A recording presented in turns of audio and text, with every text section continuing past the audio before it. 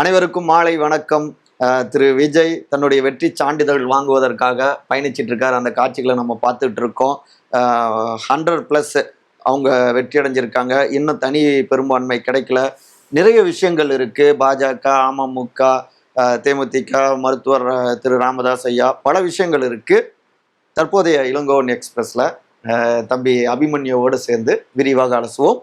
லைவுக்கு போலாங்க.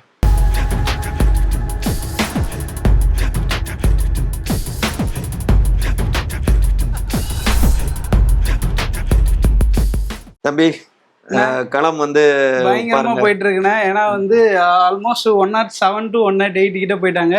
TVK DMK 74 போயிருக்காங்க, அதிமுக 53 போயிருக்காங்க. ஸோ ஆக மொத்தம் களம் பயங்கரமா சூடு பிடிச்சிட்டு இருக்கு. ஒரு வெற்றி சான்றிதழ் முதற்கொண்டு வாங்க போயிருக்காரு. ஸோ நீங்க தான் அதுக்கப்புறம் சொல்லணும். இப்ப அடுத்து என்ன பண்ண சொல்றது?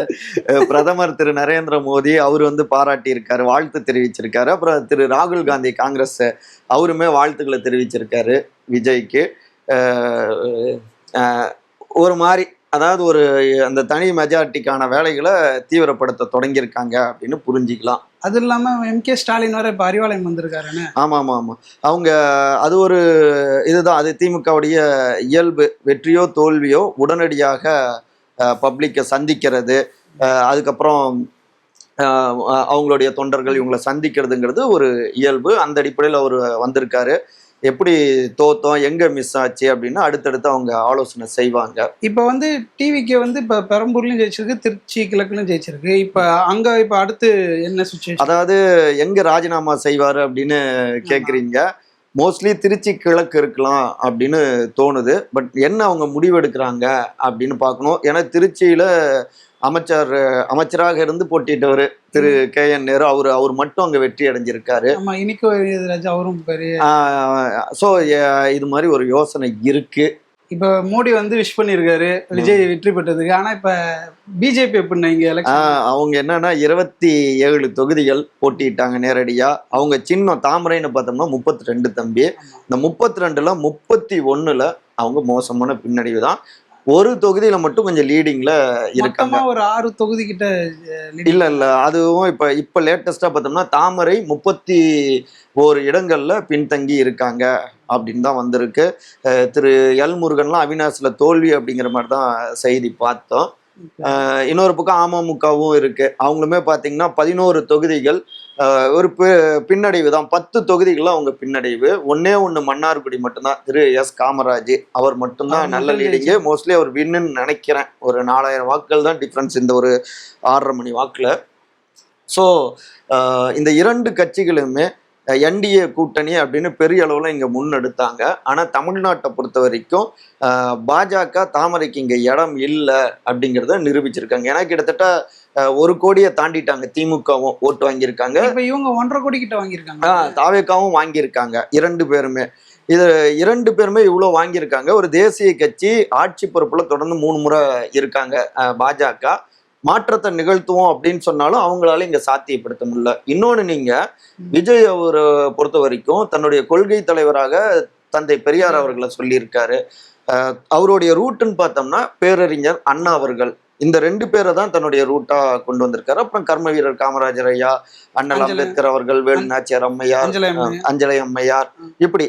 ஸோ இந்த திராவிட தமிழ்நாட்டுடைய அந்த மண்ணுடைய அந்த மரபு சூழலுக்கு ஏற்ப அவங்க தன்னுடைய அரசியலை முன் வச்சிருக்கிறதால மக்களுடைய எண்ண ஓட்டமும் நேரடியான தேசிய கட்சி, அதாவது அந்த அவங்களுடைய கருத்தியல்னு பார்த்தோம்னா இந்துத்துவ கருத்தியல் பாஜக, அதுக்கு இவங்க இடம் கொடுக்கல. மோசமான ஒரு தோல்வி தான் பரிசாக்கி இருக்காங்க. ஆனா இந்த கொள்கையோடு வரவங்க, இந்த மண் சார்ந்த பெரியார் கொள்கை, தமிழ் தேசிய கொள்கை, தமிழ்நாட்டுடைய அந்த சமூக நீதி அரசியல், இந்த மாதிரியான, அதாவது விஜய் எந்த அளவுக்கு அந்த மாதிரி பேசினாருன்னு இன்னும் பேசலவோ பெருசா ஒரு பரப்புரையில கூட. ஆனா தன்னுடைய ரோல் மாடல்ஸ்ன்னு இவங்களை வச்சிருக்கிறதால மக்கள் அந்த ஆஸ்பெக்ட்ல இவரை ஏத்துக்கிட்டு இருந்திருக்காங்க. திமுகவுக்குமே பாத்தீங்கன்னா கணிசமான வெற்றியை கொடுத்திருக்காங்க, 74 வரை.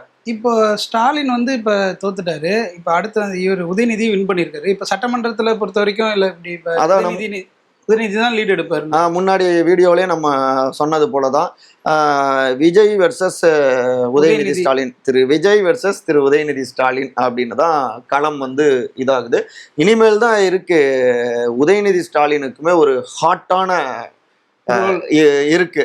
ஒரு எப்படி ஒரு நல்ல எதிர்க்கட்சியா எப்படி செயல்படுவாங்க அப்படின்னு இருக்கு. இன்னொரு பக்கம் பார்த்தோம்னா விஜய் அவருக்குமே வெற்றி அடைஞ்சாலும் 2 வலிமையான அரசியல் அனுபவம் கொண்ட கட்சிகள் திமுக, அதிமுக எவ்வளவு தொகுதிகள் அவங்க வின்னு. அந்த 2 பிரம்மாண்டமான எதிர்கட்சிகளை புதுசா களத்துக்கு வந்திருக்கிறவரு அவங்க எதிர்கொள்றது அப்படிங்கிறது அவருக்குமே நிறைய படிப்பினையா இருக்கும். ஆக்சுவலா பார்த்தோம்னா ஒரு நல்ல விதமான ஜனநாயகம் தான் தம்பி. இப்ப புதுசா வந்தவருக்கு முதல் முறையாக முதல் தேர்தலே எவ்வளவு வாய்ப்பு கொடுத்திருக்காங்க. இன்னொரு பக்கம் ஏற்கனவே இருந்தவங்களையும் மக்கள் கைவிடல. அப்ப நீங்க சரியானதை கொடுக்கணும், உங்களை தேர்வு செஞ்சிருக்கோம். நீங்க சரியா பண்ணினா உங்களுடைய அனுபவத்தை வச்சு சரியை நோக்கி அவங்களை எடுத்துரைக்கணும், கூட்டு வைக்கணும் அப்படின்னு 2 சீனியர்ஸ்க்கும் கொடுத்துருக்காங்க மக்கள். கூட்டு வச்சு நல்லதை இவங்க கிட்ட வாங்கி கொடுங்க அப்படிங்கிற மாதிரி நம்ம இதை புரிஞ்சுக்கலாம். ஆனா இப்ப எனக்கு இன்னொரு இருக்குது, இப்ப டிவிகே, டிஎம்கே, ஏடிஎம்கே இந்த 3 கட்சிகளோட நம்பர்ஸ் தான் போயிட்டு இருக்கு. என்டிகே 0 தான் இருக்குது காலையில இருந்து. ஸோ இப்போ இவங்களோட பர்சன்டேஜ் இப்போ கம்மியாக இருக்குல்லண்ணே? ஆமாம், நிச்சயமாக அவங்க மாநில கட்சி அங்கீகாரத்தை பெற்று இருக்காங்க. போன 8.5% வாங்கியிருந்தாங்க. ஆனால் இப்போ வரக்கூடிய தகவல்கள் எல்லாமே அந்த 3% அப்படின்னு இருக்குது. அதனால் நாத்தாக்காவுடைய ரோல்னு பார்த்தோம்னா திரு சீமானை பொறுத்த வரைக்கும் இப்போ நிறைய இடத்துல நம்மளே பார்த்துட்டு இருக்கோம். 500 வாக்குகள் 5000 வாக்குகள் வித்தியாசம்னு நம்ம பார்க்குறோம்ல. ஒரு வகையில் அவங்க பெற்ற அந்த வாக்குகள் சாலிடாக அவங்களுக்கு விழுவுது இல்லை? அந்த வாக்குகள் அந்த சுமார் 4.5%ங்கிற அந்த வாக்குகள் இங்கேயும் யார் ஆட்சிக்கு வரணும் அப்படிங்கிறது தீர்மானிச்சிருக்கு. அவங்க வேணா இப்படி பெருமையாக சொல்லிக்கலாம், எங்களுடைய அண்ணன் தான் கிங் மேக்கர், யார் வர்றாரு அப்படின்னு. ஒவ்வொரு தொகுதியிலுமே 1000 வாக்குகளுக்கு மேல 2000 வாக்குகளுக்கு மேல பெற்று இருக்காங்க இல்லையா?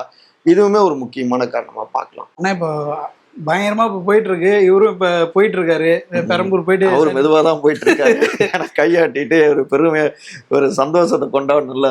அடுத்த என்னென்ன இருக்க போகுதுன்னு அது இந்த வீடியோலயும் நம்ம சொல்ல வேணாம், ஏன்னா இன்னும் நிறைய நடந்துகிட்டு இருக்கு. அடுத்த வீடியோல நம்ம பார்க்கலாம். நன்றி.